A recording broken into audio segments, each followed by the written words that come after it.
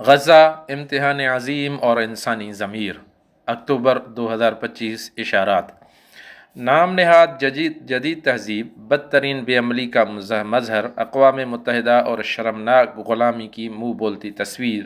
اسلامی تعاون تنظیم OIC کے سامنے غزہ دم توڑ رہا ہے، مگر جدید تہذیب اور ان اداروں کی طرف سے چند قراردادیں اور منافقت پر مبنی تقریروں کے سوا کچھ سامنے نہ آ سکا۔ امریکہ کی سرپرستی میں اسرائیلی قتل عام اور نسل کشی جاری رکھے ہوئے ہے۔ استاد اور صفی عاشور ابو زید قرآن اور سنت کی روشنی میں اس صورتحال کے تناظر میں لکھتے ہیں کہ زندگی میں کچھ لمحات ایسے بھی آتے ہیں کہ جن سے گزرتے ہوئے انسان محسوس کرتا ہے کہ زمین اس کے قدموں کے نیچے سے نکل گئی ہو۔ ایسی صورتحال میں انسان آرزو کرتا ہے کہ کاش زمین اس کو نگل لیتی یا اس کی ماں نے اس کو جنم ہی نہ دیا ہوتا۔ قرآن مجید حضرت مریم پر طاری ہونے والی ایسی ہی کیفیت کو یوں بیان کرتا ہے کہ یا لیتنی مت قبل ھذا وکنت نسیا منسیا، ترجمہ ہے جس کا کہ کاش میں اس سے پہلے ہی مر جاتی اور میرا نام اور نشان نہ رہتا۔ اس حالت میں زبان پر جاری الفاظ میں کوئی ترتیب ہوتی ہے نہ ذہن میں معانی اور مفاہیم کا احساس باقی رہتا ہے، سینہ تنگ اور زبان گنگ ہو جاتی ہے۔ قرآن مجید نے اس حالت کو ایک جامع لفظ زلزلہ سے تعبیر کیا ہے۔ زلزلہ محض زمین کی تھرتھراہٹ اور ہلچل کا نام نہیں ہے، بلکہ یہ پورے وجدان اور شعور کی اس سنسناہٹ کا نام بھی ہے جو ابتلاء اور تعذیب کی شدت سے پیدا ہوتی ہے۔ اللہ تعالیٰ قرآن میں فرماتا ہے: ام حسبتم ان تدخلوا الجنة ولما يأتكم مثل الذين خلوا من قبلكم مستهم البأساء والضراء وزلزلوا حتى يقول الرسول والذين آمنوا معه متى نصر الله ألا إن نصر الله قريب۔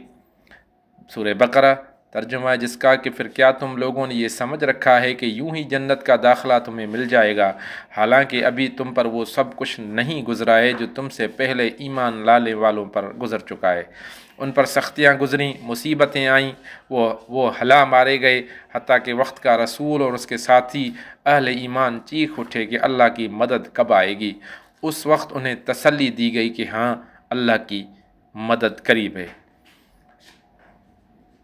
یہ آیت دو افق ہمارے سامنے لاتی ہے۔ ایک یہ حقیقت ہے کہ ایمان ایک آسمانی عطیہ ہے، مگر اس کی جانچ اور پرخ زمین پر ہوتی ہے۔ یہ لفظ بہت بڑی قیمت ادا کر کے اور بہترین قربانیاں پیش کر کے اپنی تکمیل کو پہنچتا ہے۔ دوسرا ہے عزیمت۔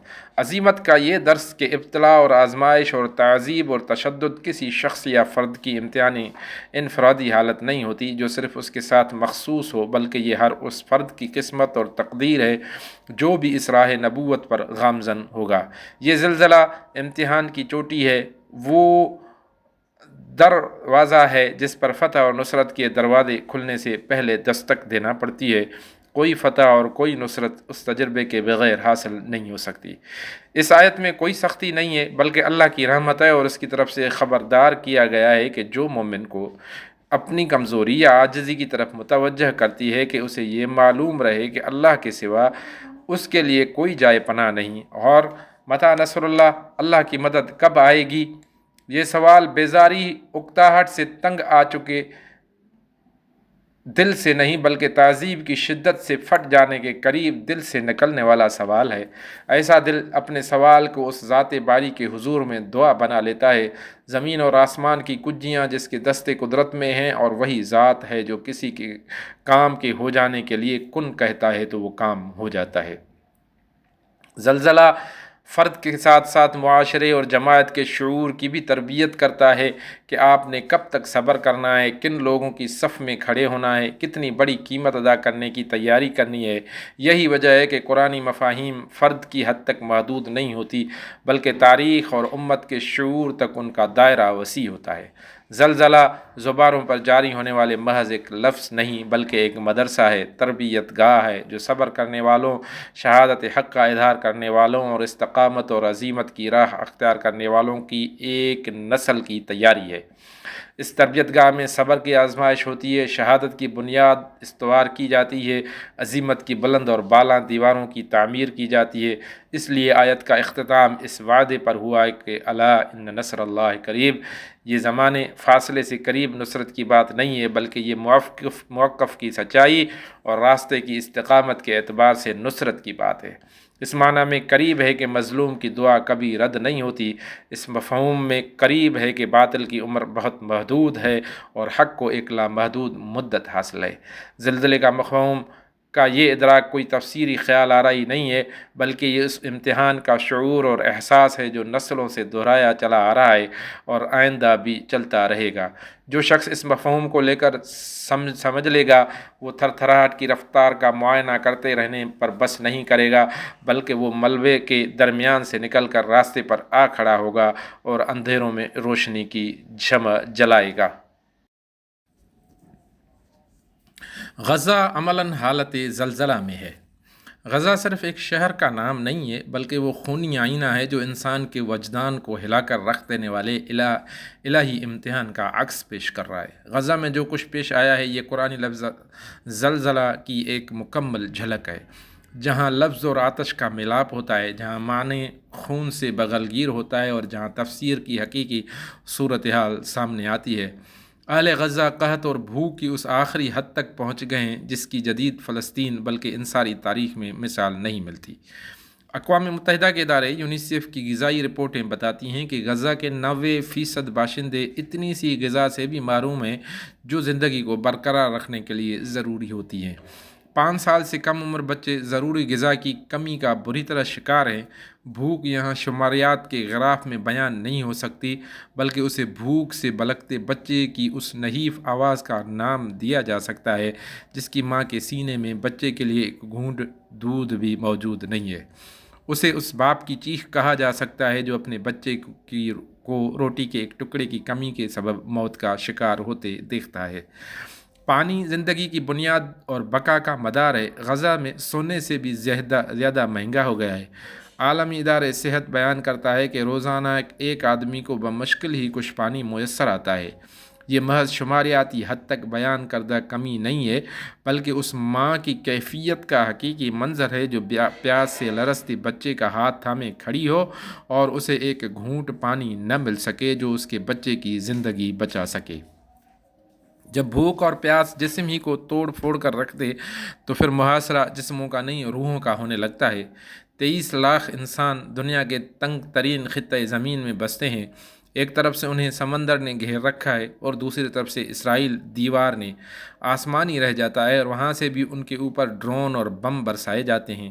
ہسپتال تباہ کر دیے گئے ہیں، مساجد منہدم کر دی گئی ہیں، یونیورسٹیاں برباد کر دی گئی ہیں، اسکول بچوں کی تعلیم کے بجائے قبرستان بنا دیے گئے ہیں۔ اقوام متحدہ نے توثیق کی ہے کہ 500 سے زائد اسکول اور تعلیمی ادارے مکمل طور پر تباہ کر دیے گئے ہیں یا انہیں استعمال کے قابل ہی نہیں چھوڑا گیا۔ جبری بے دخلی اس سانحہ کا ایک دوسرا سنگین پہلو ہے۔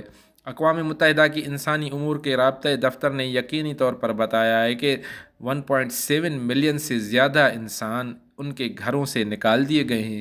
ایک بچہ صبح اپنی ماں کے ساتھ نکلتا ہے تو پھر ہمیشہ کے لیے واپس نہیں آتا۔ بوڑھے ضعیف نے 50 برس جس مسجد میں نماز ادا کی اس کی آنکھوں کے سامنے اسے شہید کر دیا جاتا ہے۔ یہ محض جسمانی انخلاء اور بے دخلی نہیں ہے جو مکانوں اور گھروں سے کی جا رہی ہے، بلکہ اپنی یادداشت، شناخت اور مستقبل سے ہاتھ دھو بیٹھنے کا جبری عمل ہے جو اہل غزہ پر مسلط کیا گیا ہے۔ اس پر بس نہیں، اس کے بعد اس سے بھی بڑی آفت ٹوٹتی ہے۔ اجتماعی طور پر نیست اور نابود کرنے کا وحشیانہ مظاہرہ ہوتا ہے۔ غزہ میں وزارت صحت نے 70,000 سے زائد شہداء کی تعداد رپورٹ کی ہے، جن میں آدھی عورتیں اور بچے ہیں۔ انٹرنیشنل جرنلسٹ یونین نے اعلان کیا ہے کہ 100 سے زیادہ صحافی قتل کیے گئے ہیں جن کے بارے میں سمجھا جاتا ہے کہ یہ عالمی قانون کی روح سے محفوظ ہیں۔ غزہ جنگ کا میدان نہیں رہا بلکہ مسلمہ رپورٹوں کے مطابق اجتماعی نسل کشی کا تھیٹر بن گیا ہے۔ مگر اس تمام تر اسرائیلی ظلم اور تعدی اور سفاکی اور درندگی کے باوجود غزہ کا شہری پہاڑ جیسی استقامت سے کھڑا ہے۔ چھوٹا بچہ انگلی اٹھاتا ہے اور اس کے ہونٹوں پر اللہ اکبر کی مدھم آواز ابھرتی ہے۔ عورت ملبے کے ڈھیر سے پتھر اٹھاتی ہے اور دنیا سے کہتی ہے کہ ہم ہمت نہیں ہاریں گے۔ بوڑھا شخص شہید مسجد کے دروازے پر بیٹھا لرزتی آواز میں قرآن مجید پڑھتا ہے مگر ثابت قدم ہے۔ یہ لوگ زلزلہ آزمائش کے آخری درجے پر پہنچ چکے ہیں مگر انہوں نے اپنی دلوں کی لرزش کو اپنے موقف کی ثابت قدمی میں بدل لینے کا راستہ اختیار کیا ہے۔ آج غزہ محض جغرافیہ نہیں بلکہ مذکورہ آیات کی زندہ تفسیر ہے۔ ان کی بھوک ہمارے سیر شکمی کا محاسبہ کرے گی، ان کی پیاس ہماری خاموشی کی مذمت کرے گی، ان کی جبری بے دخلی ہمارے نرم روی کا پردہ چاک کر دے گی، ان کی شہادتیں ہمیں تاریخ اور ضمیر کے سوال کے سامنے لا کھڑی کریں گی کہ تم کب اٹھو گے؟ تم کب ظلم سے کہو گے کہ بہت ہو گیا بس؟ تم کب یہ ثابت کرو گے کہ انسانیت ہمیشہ زندہ رہتی ہے؟ دنیا کی خاموشی اور خیانت۔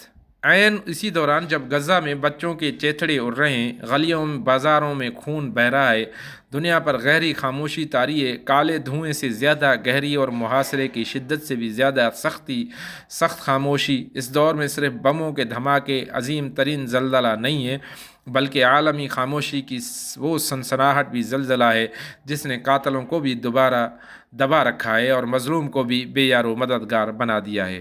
امت کی خاموشی ہونا تو یہ چاہیے تھا کہ غزہ میں بلند ہونے والی ہر سسکی اور چیخ کے ساتھ ہی مسلمانوں کے دل لرز اٹھتے، مگر عالم اسلام کے بیشتر دارالحکومتوں میں افسوسناک سرد مہری بلکہ لا تعلقی کی گہری قابل نفرت فضا طاری ہے۔ بہت سے رہنماؤں نے محض تشویش اور اضطراب کے بیانات پر اکتفا کیا ہے جبکہ عورتیں اور بچے بھوک اور پیاس اور محاصرے کی تنگی کے سبب مر رہے ہیں۔ زخمیوں کو بھی بین الاقوامی سرحدوں سے گزرنے نہیں دیا گیا ہے۔ کئی مہینوں سے دوا اور غذا سے بھرے ٹرکوں کی قطاریں کھڑی ہیں۔ یہ وہ سفاکانہ درندگی اور غداری ہے جس کی تاریخ کے صفحات ایک عارضی اور وقتی حادثے کے طور پر رقم نہیں کریں گے بلکہ جسد امت کو لگنے والے وہ گہرے گھاؤ کے طور پر ثبت کریں گے جس کا عنوان ہوگا بھائی کی اپنے بھائی سے غداری۔ مغرب کا غلیظ چہرہ۔ مغرب جو جمہوریت اور انسانی حقوق کے راگ الاپتے نہیں تھکتا، اس نے اپنے مکروہ چہرے سے پردہ اٹھا دیا ہے۔ مغربی ممالک کی حکومتوں اور خصوصاً امریکی حکومت نے اسرائیل کو سیاسی معاونت ہی نہیں دی بلکہ اسلحہ اور ساز و سامان کی بارش کر دی ہے۔ پینٹاگون کی رپورٹوں کے مطابق ایک سال کے دوران $14 بلین کی فوجی امداد دی گئی، گویا غزہ کے ہر مکان پر گرنے والے ایک ایک میزائل پر واشنگٹن کی مہر لگی ہوئی ہے۔ یورپ جو یوکرین کے دفاع کے لیے چھلانگتے لگاتا ہوا آیا تھا، غزہ کے مسئلے پر اسے سانپ سونگھ گیا ہے۔ وہ خاموش ہے یا امن اور سلامتی کے ذاتی دفاع کے دلائل دے رہا ہے؟ برلن، پیرس اور لندن میں فلسطین کی حمایت اور تائید میں ہونے والے احتجاجی مظاہروں کو روکا گیا جبکہ ادھر اسرائیل کی جنگی مشین بے گناہوں کے سروں کی فصل کاٹنے میں لگی ہوئی ہے۔ یوں مغرب کے ان دوہرے معیارات کی حقیقت کھل گئی ہے جس کو فلسطینی خون کے اندر وہ چیز نظر نہیں آتی جو دوسرے انسانوں خون میں نظر آتے ہیں۔ عالمی اداروں اور تنظیموں کی بے بسی۔ اقوام متحدہ نے کئی بار اجلاس منعقد کیا مگر امریکہ جنگ بندی کی ہر قرارداد کو ویٹو کرتا رہا۔ عالمی عدالت نے انصاف نے نسل کشی کی فائل کھولی مگر اس کی رفتار اس قدر سست ہے کہ جنگ کا شکار ہونے والوں کی نجات تو دور کی بات ہے، یہ اس سے پہلے انسانی ضمیر ہی کو قتل کر دیتی ہے۔ اس کے ساتھ عالمی سوسائٹی کے بھی پاؤں بوجھل ہو جاتے ہیں کہ ہر روز درجنوں شہادتیں ہوتی ہیں اور یہ گھناؤنے جرائم رجسٹر میں ایک نئی سطر کا اضافہ کر دیتے ہیں۔ اقوام متحدہ کے سیکریٹری کے مطابق غزہ قبرستان بن گیا ہے اور واقعتاً یہ قبرستان ہے، صرف بے گناہوں کا قبرستان نہیں بلکہ پوری انسانیت اور عالمی قانون کا قبرستان ہے۔ عزت اور تکریم، حریت اور مساوات اور بلند بانگ نعروں کا قبرستان۔ ظالم کی خاموش تائید۔ ظلم جور صرف اسرائیل کا جرم نہیں بلکہ وہ خاموشی اور تائید حمایت بھی اس میں حصے دار ہے جس نے اسرائیل کی طرف دست تعاون دراز کیا ہو یا اس نے اس کے جرائم پر واہیات دلائل کے ساتھ پردہ ڈالنے کی کوشش کی ہو۔ تاریخ دندنات قاتل اور خاموش سازشی کے درمیان کوئی تمیز نہیں کرے گی۔ ضمیر کی میزان میں دونوں برابر ہوں گے۔ آج غزہ اسرائیل کے راکٹوں میں محصور نہیں ہے، بلکہ قریب والوں کی غداری، مسلم ممالک کی خاموشی اور متمدن دنیا کی ریاکاری میں گھرا ہوا ہے۔ یہ امتحان اکبر ہے، اس امت کا امتحان جس کو وحی الہی نے بہت پہلے اخوت کی طرف بلایا تھا، اور مغرب کا امتحان جس کو حقوق انسان میں عالمگیریت کا دعویٰ ہے۔ دونوں اس امتحان میں ناکام ہیں، مگر تاریخ حقیقت نگاری میں کبھی ناکام نہیں ہوتی۔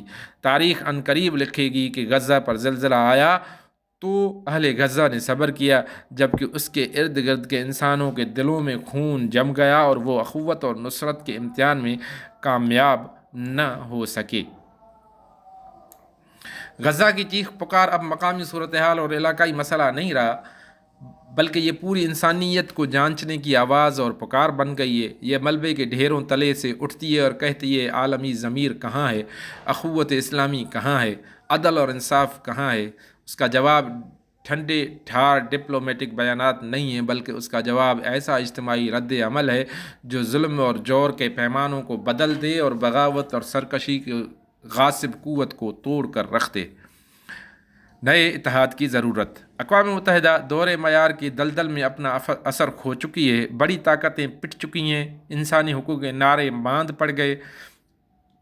امت مسلمہ اور آزادی پسندوں کے سامنے اس کے سوا کوئی راستہ نہیں رہ گیا کہ وہ اپنے ہاتھوں سے ایک نیا اتحاد تشکیل دیں، ایک انسانی اتحاد جو خاموشی اور عدم نصرت کی چادر کو پاٹ دے، ایسا اتحاد جس کو مغربی قوتیں کنٹرول نہ کرتی ہوں، بلکہ یہ اتحاد امت کے زندہ شعور سے پھوٹنے اور آزاد اقوام کو عزم اور ارادہ اس کا سرچشمہ ہو۔ ترکیہ، قیادت اور موقف۔ ترکی جو مظلوموں کی نصرت کی ایک تاریخ رکھتا ہے اور جس کی اسٹریٹجک اہمیت بھی ہے، اس اتحاد کا سرخیل بننے کی اہلیت رکھتا ہے۔ وہ ترکی جس کے محراب اور ممبر سے یہ جملہ بلند ہوا کہ دنیا 5 سے بہت بڑی ہے، آج موقع ہے کہ اس آواز کو عملی شکل دی جائے۔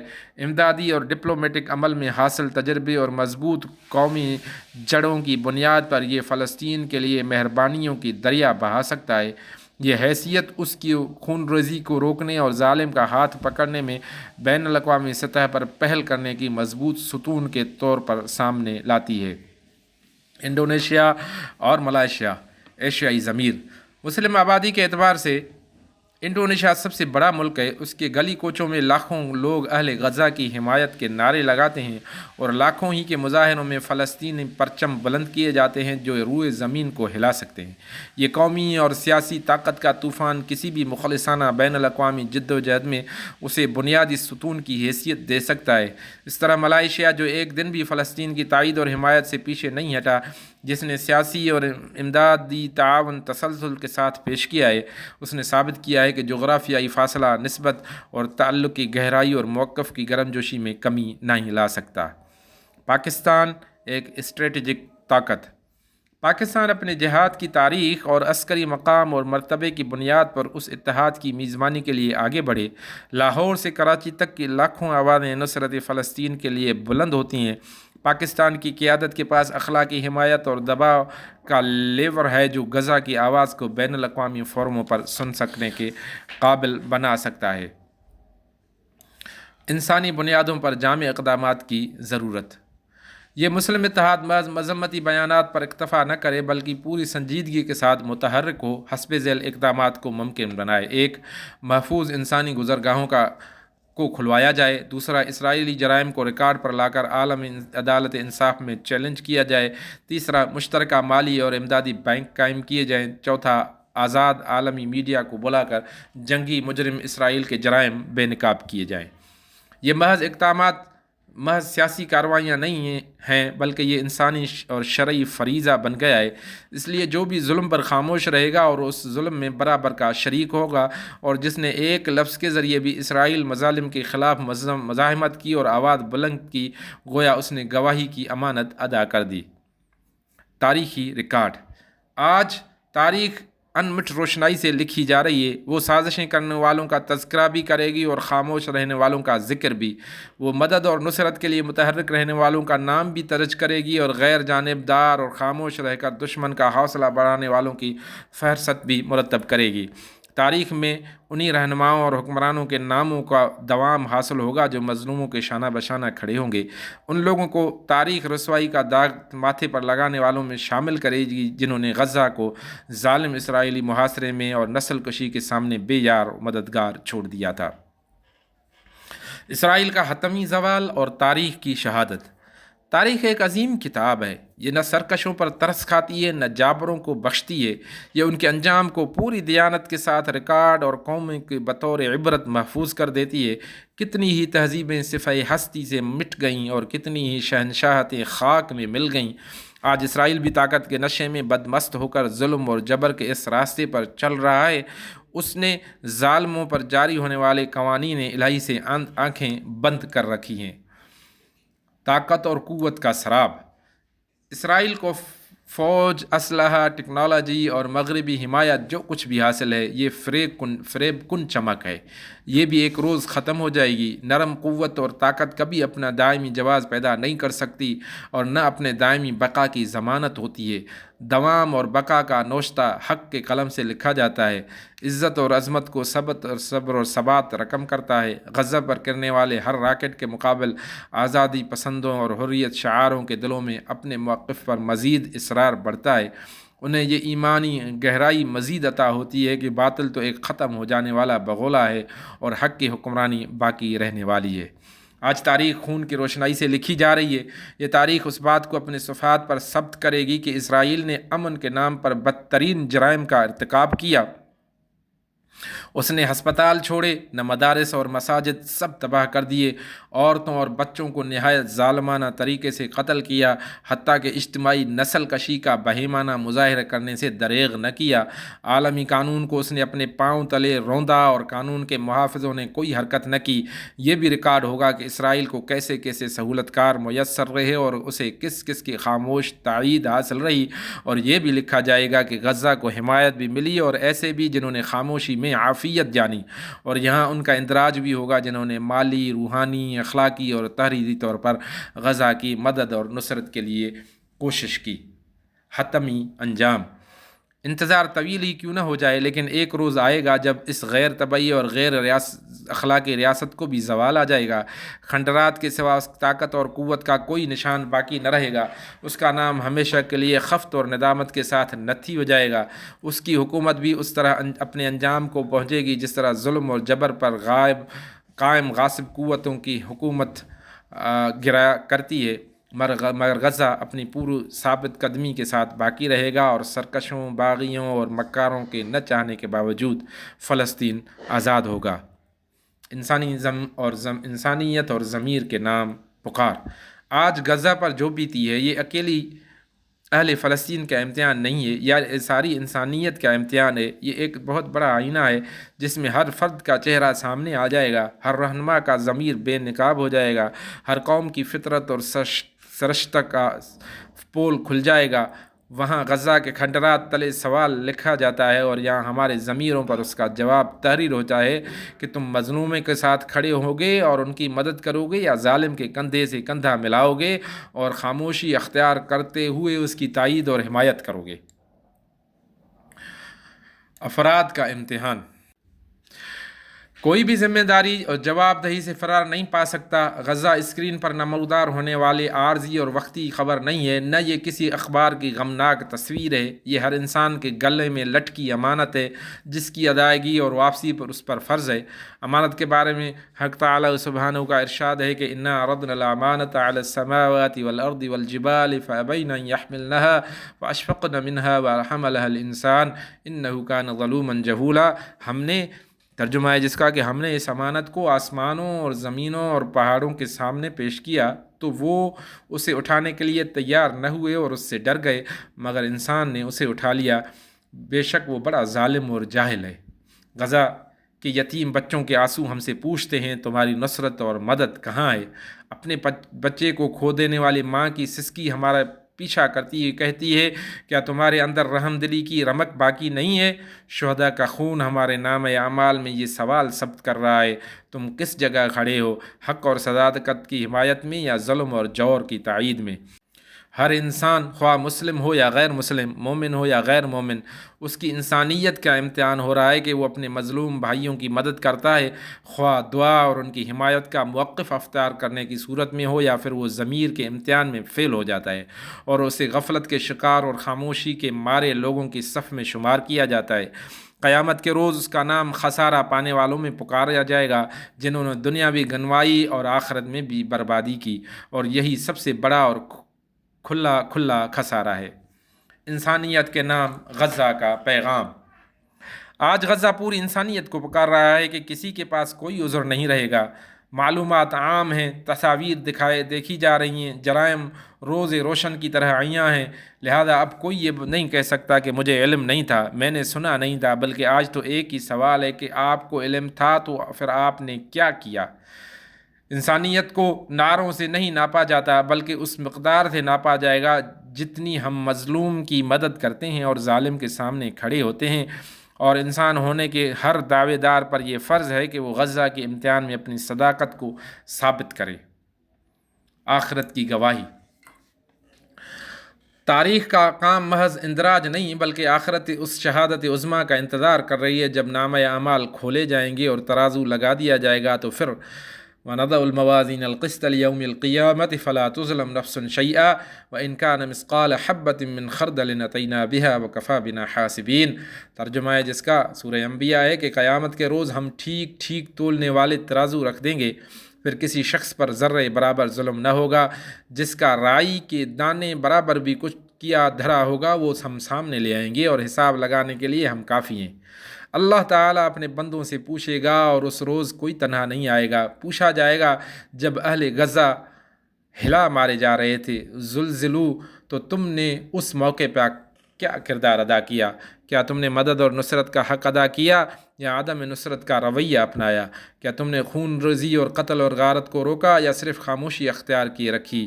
یاد رکھیے وہاں کوئی عذر کام نہیں آئے گا، یہ ساعت ندامت آیا ہی چاہتی ہے۔ اپنا مقام منتخب کر لیجئے، اے انسان، اے رہنما، اے مسلم، اے دنیا بھر کے آزادی پسندو، تاریخ میں اپنے لیے، اپنے نام کے اندراج کے لیے اپنا موقف منتخب کر لیجئے، اور یہی اللہ کے حضور تمہارے مقام کا تعین ہوگا۔